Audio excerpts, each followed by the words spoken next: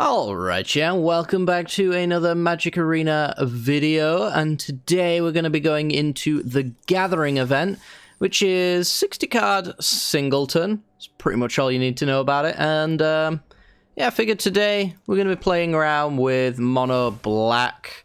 Is it mid-range? Is it control?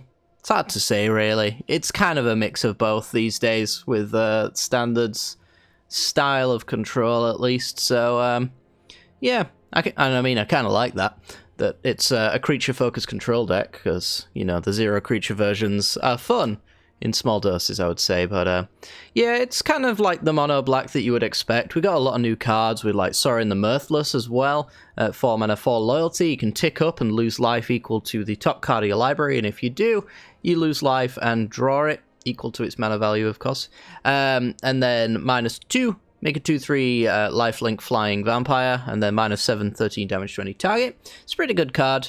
We're very low to the curve, as you can maybe see. Like, most of our curve, like, sticks in the 2 to 3 bracket, with a couple of 4, 5s, and 6s here and there. So Sorin's not likely to deal a massive amount of damage to us, and we also don't have to accept the card if we see a 6-drop on top, so that's something to keep in mind. We also got Geezer as well that I'm excited to play around with. I've done a little bit of this, I think, in Draft, I want to say.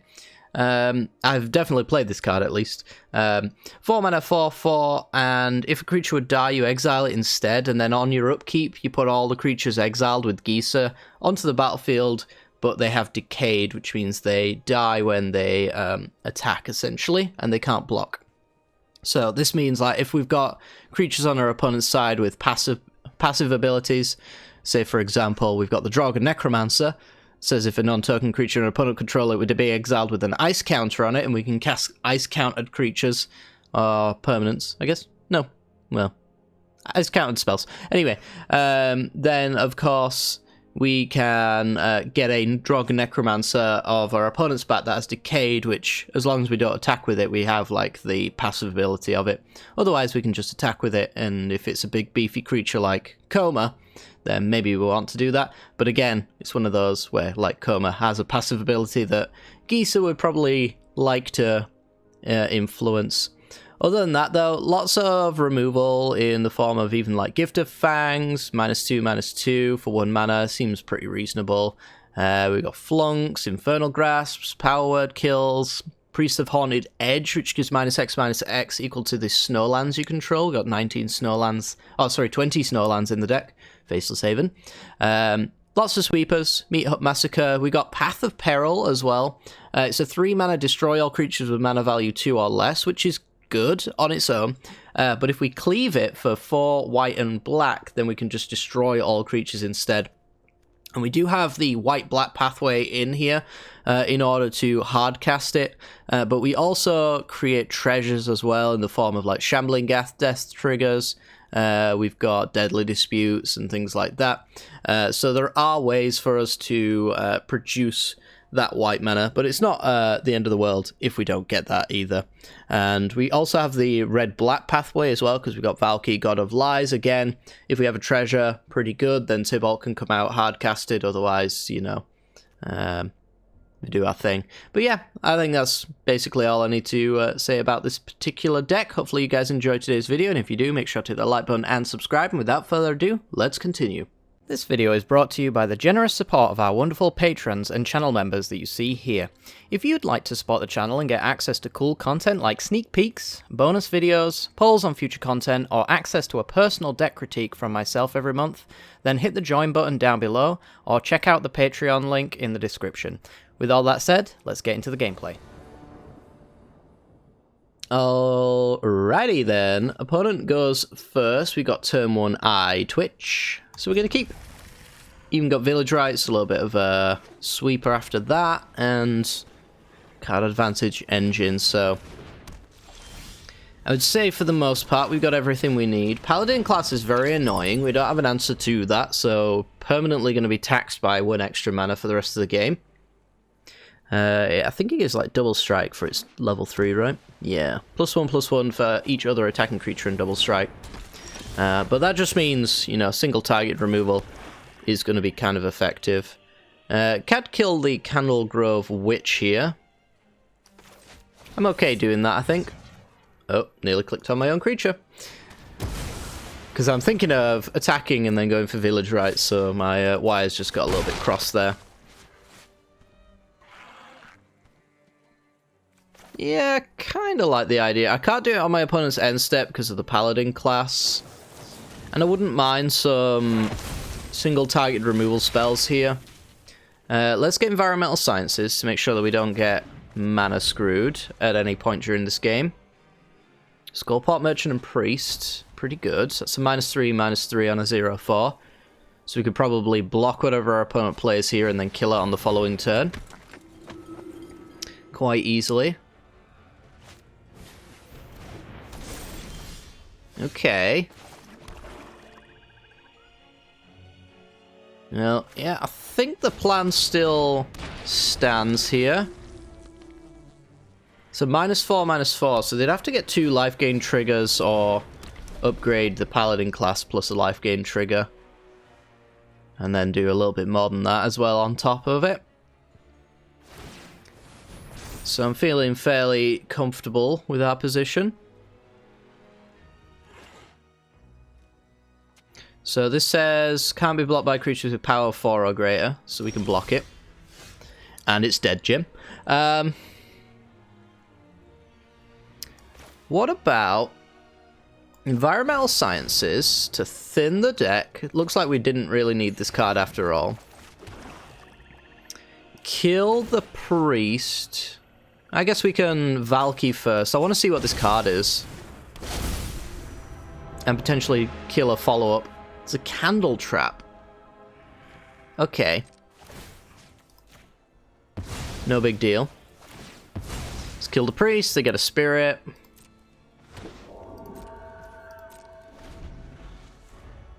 And the spirit is annoying, but not the end of the world. Trapper, okay. The spirit just gets completely shut down by Sorin's Minus anyway. Not anymore. Because I can equip with the mask now. Ooh, Dragon Necromancer. So if I play Dragon Necromancer because I'm greedy,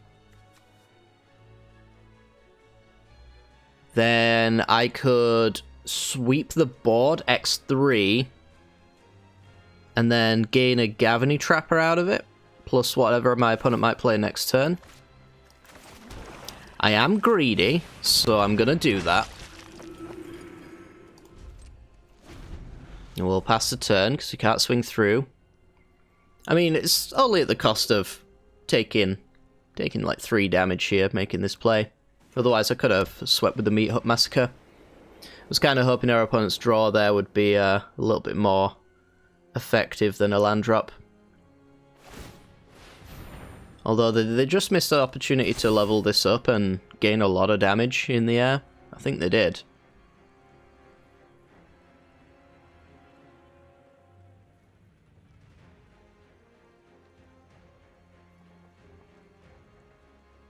So, you can essentially do whatever you want. I'm not going to stop you. Re-equips.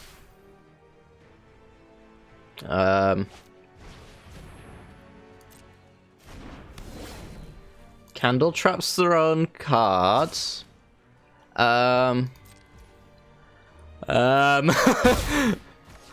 Is this so that we can't sweep the trapper? Is that your plan?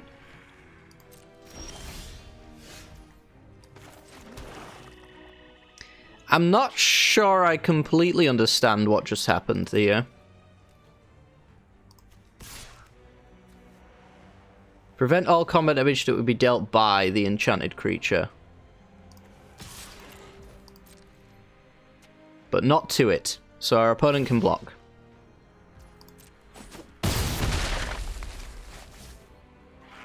What did I miss with this line of play from our opponent? I truly... I don't think we'll ever truly understand what went on here. I'm going to play Geezer.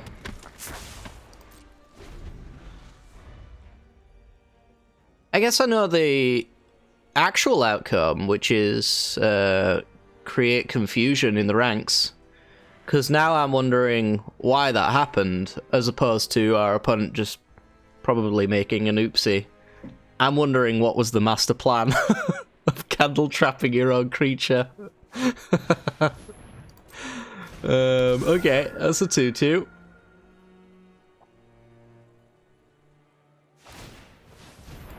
Equips up.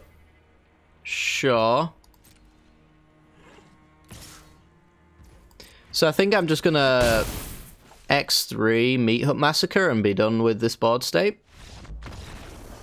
And our opponent's done with this game. Oh,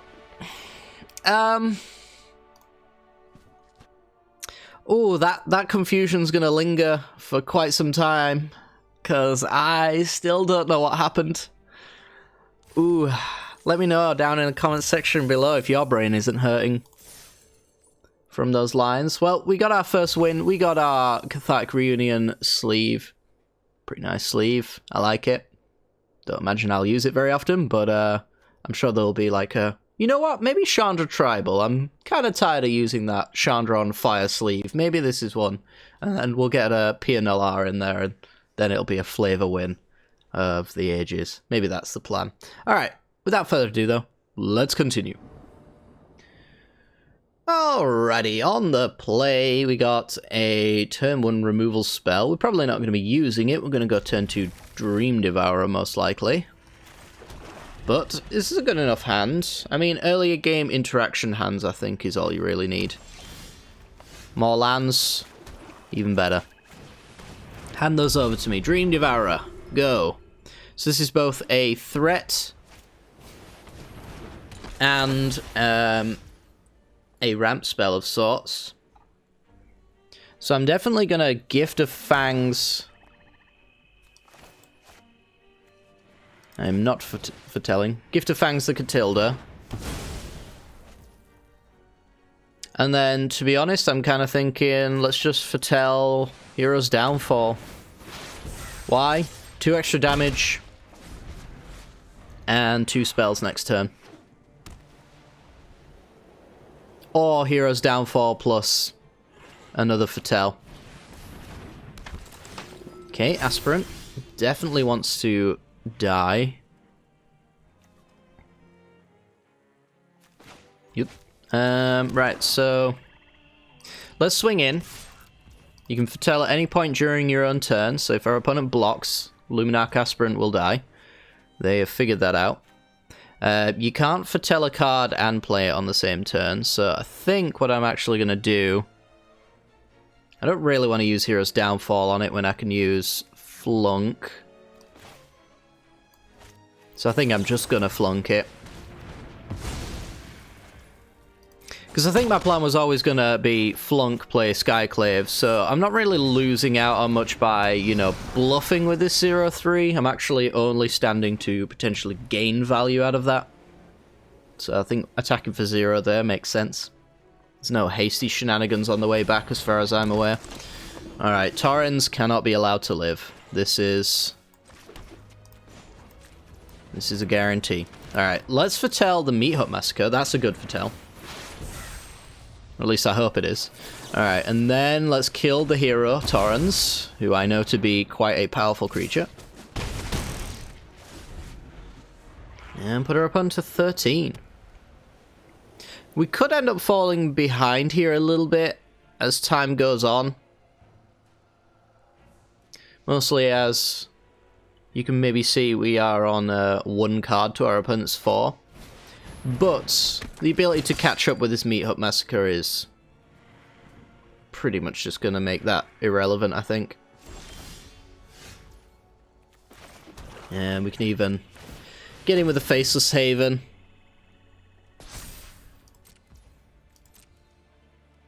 This time around, though, not much reason to get in with the Dream Devourer. So this still says X, but I have foretold it, which means that it should be cost reduced by 2. Although I don't actually know if that actually cost reduces the X. I'm pretty sure it does, because I don't think Arena's got a way of showing X -2. Or X +2, should I say. So, looks like we're either getting a combat trick out of our opponent or a nice old trade. I'm happy for that. This works for me. If we get a land, we can get that back and kick it. This would be a 5-3, I think. Ooh. That's not very good. Yeah, that needs to die. Exile up to one other target creature from the battlefield or from a graveyard, and when it leaves, put the exile cards onto the battlefield under their owner's control. It's a cute card. It just dies very easily. Case in point. This target creature gets -5. This is instant speed, though. So I guess what I could do is Foretell, swing through, and then just kill it on my opponent's turn. So we'll do the same thing we did last time when the other gentleman was around. Offer the potential foretelling, but this time we're actually going to foretell. And then we're going to upkeep our opponent with the Bloodline Culling on the Savior. So they don't get that draw that could potentially be a Snakeskin Veil. And we still get the 2 points. Boop.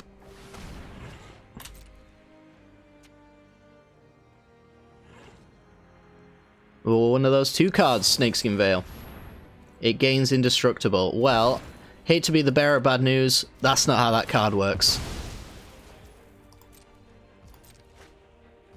Ah, the old, I have Indestructible, my thing cannot possibly die, there is nothing you can do about it maneuver. Ah, I've seen it many times before and it never gets old. Alright, well that's our second win. Both of our wins full of questionable moves by our opponent. Questionable at best, but the deck's been performing quite well. I don't think my outcome of victory would have been... I thought our travails were over. It's always one more thing. There you go. I don't think any of our wins would have been changed by our opponent not making those questionable plays. They might have been slowed down, but I feel like we actually we're going to win those games no matter what. Because our deck definitely preys on like mono white decks, and that's pretty much what we've been going up against. But video's still short, and we've basically only gone up against one archetype, so let's see if we can continue and get some new matchups. Let's go. Alrighty, we're in, and yep, this looks playable. Turn 2, Dream Devourer, turn 3. Either play the Skullpot Merchant or start foretelling some of our cards to cheapen them up a little bit. No removal is a little bit iffy. Paladin class again. Y'all must really hate control out there. It is good for mono white decks though. But yeah, it looks like more mono white. So, I mean... that should say what it needs to say about this format is everybody's just playing mono white. So if everybody's playing mono white, you should play mono black because they're going to lose. They will lose if that is the outcome. Alright, what am I doing about Clever Lumamancer, which can become a 2/3 from a spell? If I foretold... well, I could swing in, because it looks like I'm going to foretell no matter what. See if they want to block. They don't. I didn't expect them to. I think I'm going to go cheap Sorin for now. 2 mana Planeswalkers I hear are quite powerful. All this, yeah. It's 3 mana right now with Flash. Whoa.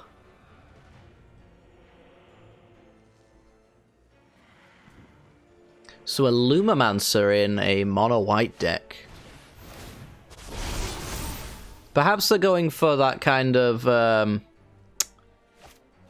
Mavinda kind of style deck where Lumimancer is the powerful card I know it to be.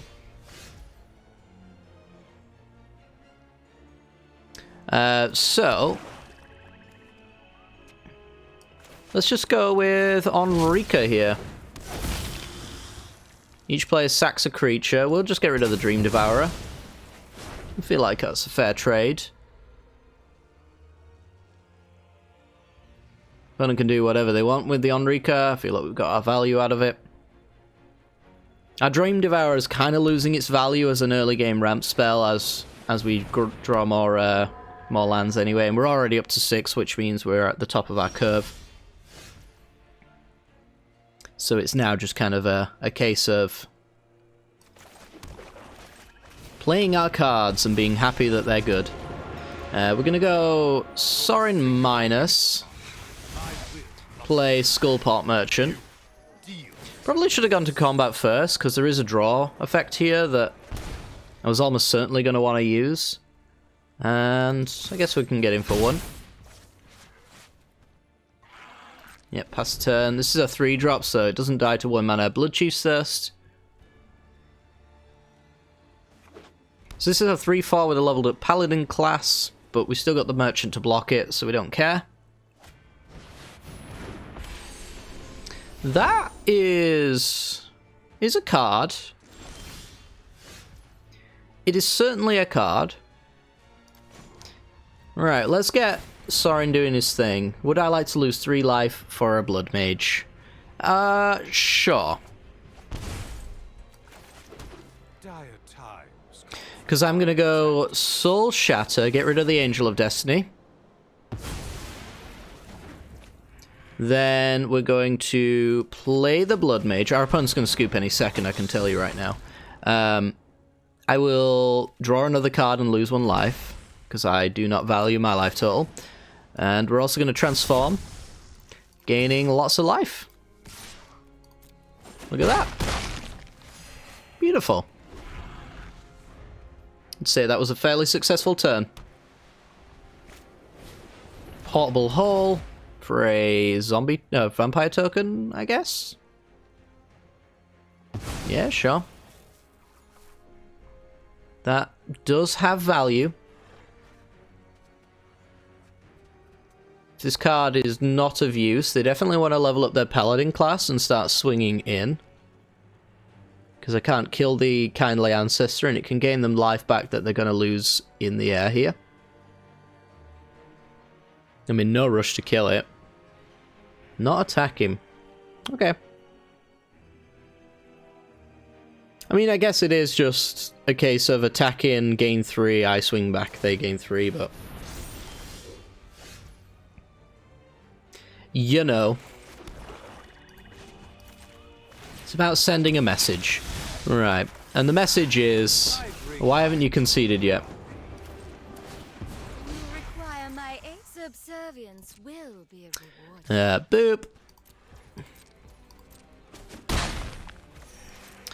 Get booped, opponent. If you don't mind, I'm booping you. What say you? 2 cards. A very, very sad-looking board. To my... or to their, to their now 2 cards. They get to remove a card and draw me a card. Thank you very much. Appreciate that. Merchant Cart sack Planeswalkers. I will not abandon my quest. Got the treasure for the Tybalt Cosmic Imposter side. Good to know that will work out. And then if they attack, I can block and sack with the Skullport Merchant so they don't gain the 4 life here, and then Enrica wins me the game. So, Enrica. And get swinging. 5, 9. Boop. Oh, more mono white. It's all mono white. Mono white everywhere. Well, we're gonna have to keep going until we find something that's not mono white. It's not the most diverse meta, but like, just play this deck and win every single time, I guess. Yeah, on to the next one. Alrighty, opponent goes first. We've got a nice curve. We've even got a Path of Peril with the white sauce. We need to cleave it, which is amusing. Yeah, I mean, I'm gonna keep this one. Might even get some Morbid Opportunist value. This card is like an absolute powerhouse in Limited. I kind of feel like it might have the same similar sort of effect for Singleton as well, which is why you are seeing it. Opponent with the 3/1 Loyal Warhound. It looks like more mono white. Yeah, I'm getting the impression that that's literally the only deck anyone tries to play. I hope it's not a case of like the deck strength matchmaker being a thing. Ooh, Sparring Regimen, okay. That gives them a +1/+1 counter when they attack, and... am I blocking? I can block for more damage later. Yeah, I guess I'm going to block for more damage later, and I'll play the Morbid Opportunist, which essentially says if a creature dies, I get to draw a card, so now the block has more value to me.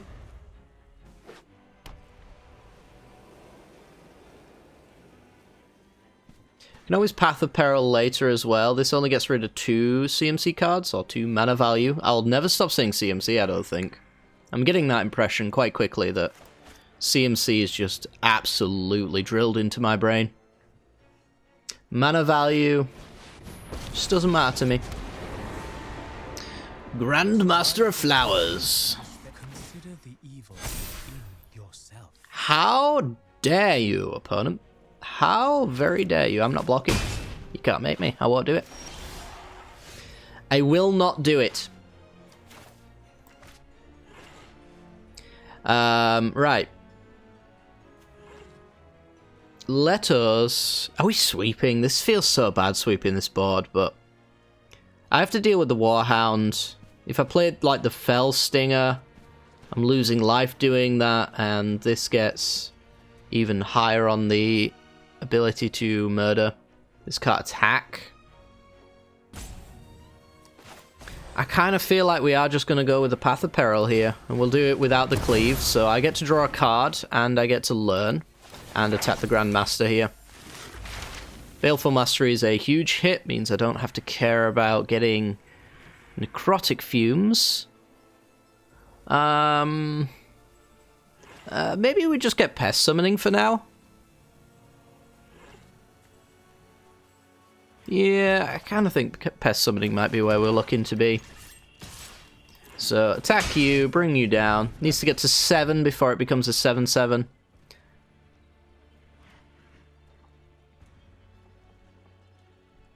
And we're going to Mastery it anyway, eventually. So they're going to go get their Monk of the Open Hand. One of, being Singleton. Sure. I can be your hero, baby. Thanks, Grandmaster of Flowers. Alright. Monk of the Open Hand does its thing. It's probably a 3/3 next turn. So we'll keep that in mind. And a Twin Blade Geist. Infernal Grasp's pretty good. So I think we're going to go... Pest Summoning, hold open Infernal Grasp?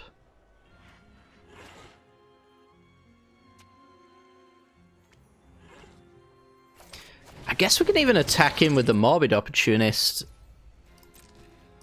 Because I have the double block killer here. I don't imagine that they even bother to block. But maybe they do. Would you bother to block?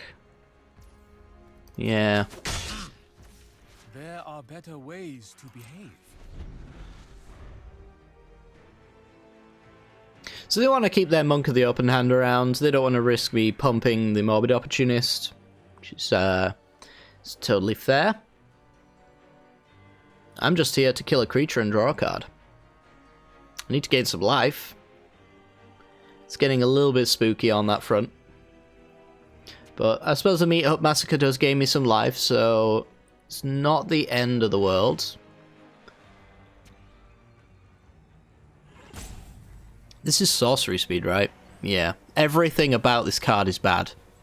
There isn't actually a redeemable quality where you're like, hey, if it was gonna die, I might as well sack it. No, sorry. Try to find the good in your heart. Dancing Sword.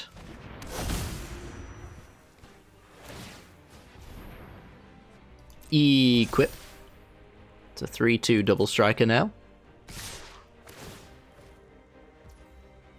So I'm gonna go for the Infernal Grasp. If they have like a protection spell, I guess they would do protection from black and I wouldn't be able to block it, but I just need to know. Okay, kind of got there. Bloodchief's Thirst for the Monk, which will draw me a card. Oh, did they miss out on...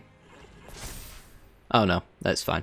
So this has Ward 1. It's an equipment I can kill now with Bloodchief's Thirst. I think I'm just taking the damage here. And then going Bloodchief's Thirst on the Dancing Sword. Paying the 1. Yes, please. Drawing a card. Gift of Fangs. Play this on the white side. I don't think I actually need to, now that I think about it, because my only card that pays white is in the graveyard. Monk of the Open Hand could get double strike with the Twin Blade. So let's just kill it. While the opportunity presents itself. And then chip out the Grand Master of Flowers. Meet your hate with compassion. Exploit this Paw Pest token to draw some cards. Down to 6. 2 lands, not ideal, but our hand's really good anyway, so it's not a big deal there either. That won't work, but... Oh, it goes out your graveyard! Wait, what? Oh, wow. I just thought it was pull them out of your library. That card's not as terrible as I thought it was. That being said, good luck keeping your Grandmaster of Flowers alive. Borrowed Time. Sure.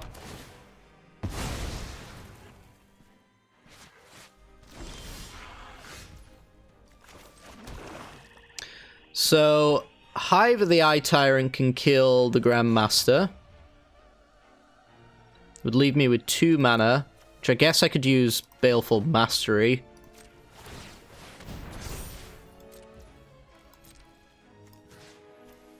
So let's boop you. Let's get rid of the Twin Blade Geist.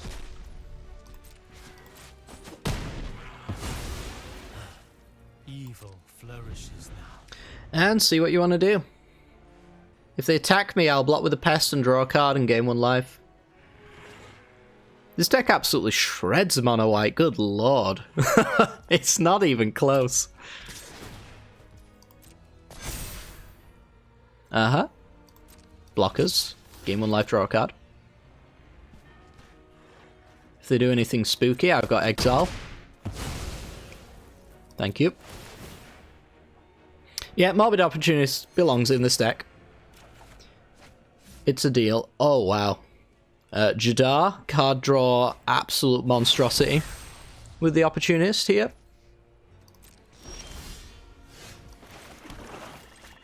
Let's get you played.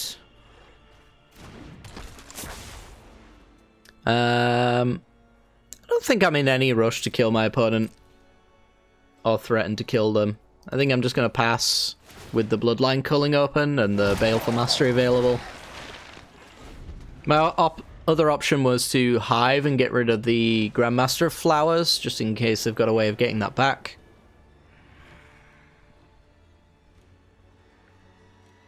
But I think 9 times out of 10 that value is just going to be getting rid of 3 3 life. -3, -3, please. Draw a card.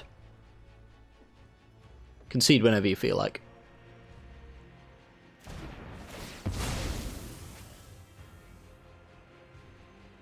So yeah, whenever my Decayed token dies, which is guaranteed the moment I attack with it, I draw a card.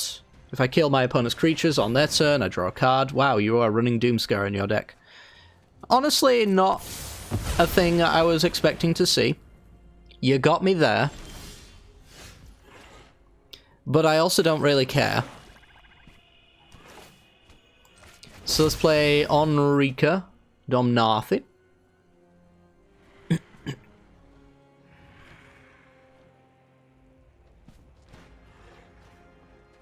Are we playing Dream Devourer? We're going to combat first to get the card draw, if our opponent will allow me.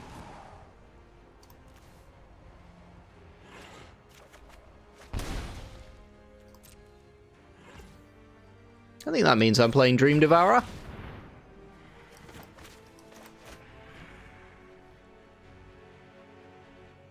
And we still haven't had to use our Meat Hut Massacre. We have used one sweeper, but we used it as a single target removal spell, which is amusing. That's just kind of how uneven this matchup is, apparently. I'm at 6 and I'm absolutely not under any impression that I'm going to lose. We'll be transforming on Rika if she lives. So we get that life link. Just to stabilize our life total a little bit and make it a little less spooky.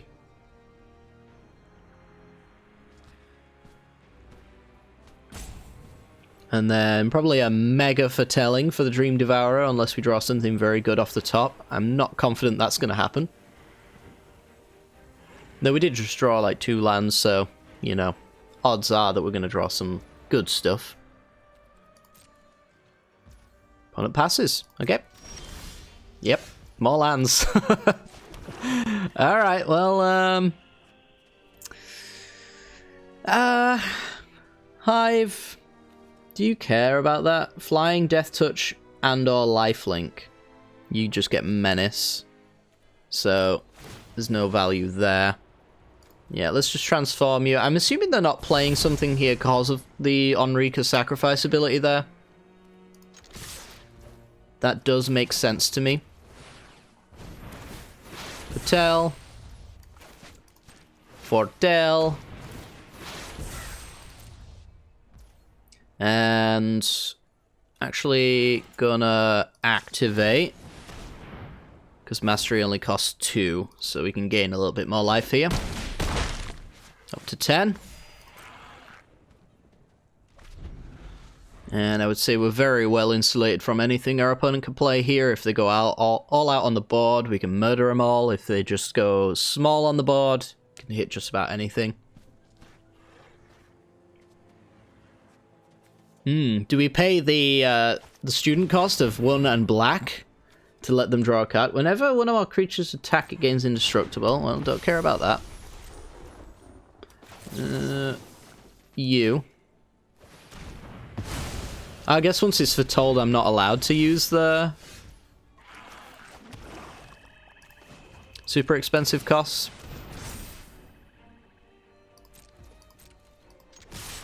Swing. Nom nom. Fortel. Activate.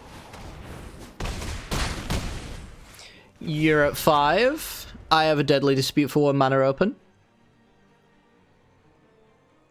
And you have to play something or die.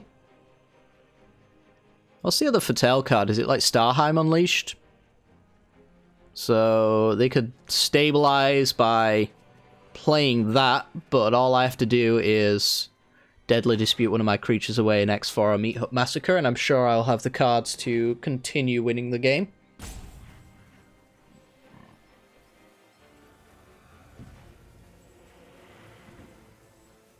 Trying to think what the other white Fatale cards are. It's really Doomscar and Starheim. Those are the only ones that are really worth playing, as far as I remember.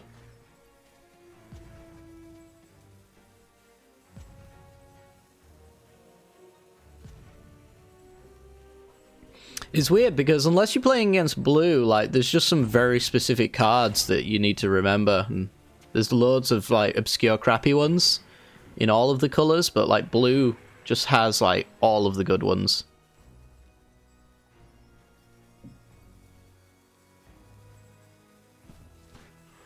So then it becomes extremely questionable what it could be if an opponent foretells in a blue deck. But a white deck, Starheim Doomscar, that's about it. Dawnbringer Cleric. That does not save you unless you go for the life gain, which I guess you're going to do. Yep, I think that keeps you alive. I haven't done the math on it, but I think you're alive. Let's get in with Enrica.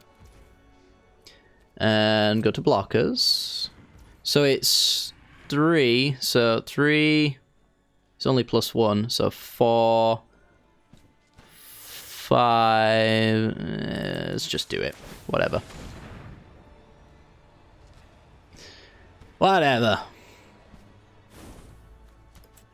A little bit more.